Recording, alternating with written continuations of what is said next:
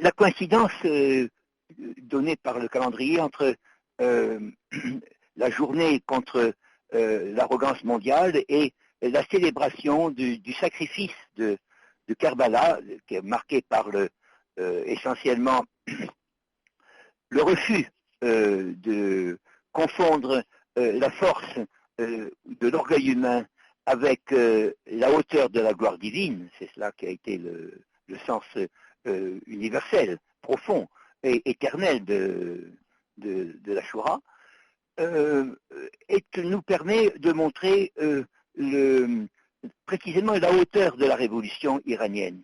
Car notre manière de vivre, qui est influencée par beaucoup de poisons, de toxiques, comme des doctrines matérialistes ou des doctrines tronquées, mettent en évidence que les besoins momentanés des hommes, c'est-à-dire des facteurs économiques, des facteurs de rivalité entre grandes puissances, et croit que le comportement humain est une résultante de facteurs, disons, que l'on peut quantitativement exprimer, et qui font que les hommes ne font que suivre l'impulsion d'un moment ou la passion, disons, d'un groupe.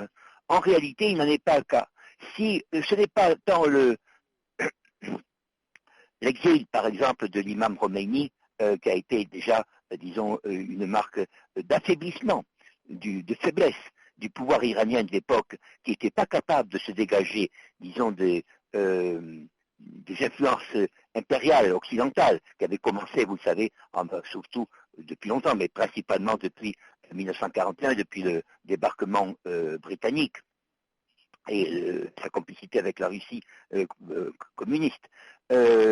Ensuite l'influence américaine. Ce n'est pas, disons tant, ces autres facteurs de répression brutale des étudiants, par exemple. Je me souviens, j'ai vu à Rome, par exemple, j'ai vu ce que j'avais lu autrefois dans Le Monde, par exemple, c'est cette madrasa qui avait été, disons, le lieu du massacre des étudiants, et ainsi de suite. Ce n'est pas cela qui fait, disons, la permanence de la révolution, de l'idéal de la révolution iranienne.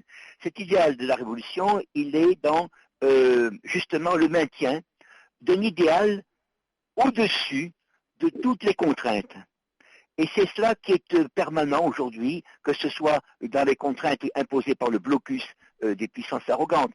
Et je crois que le propre de la révolution iranienne et la célébration conjointe justement de la Shoura et de cette contre l'arrogance mondiale vient justement de ce qu'on appelait en philosophie chez nous cette dualité nécessaire, c'est Descartes qui le disait, il faut que le corps soit marié à une âme, et c'est ce mariage-là qui est justement la fierté légitime des Iraniens.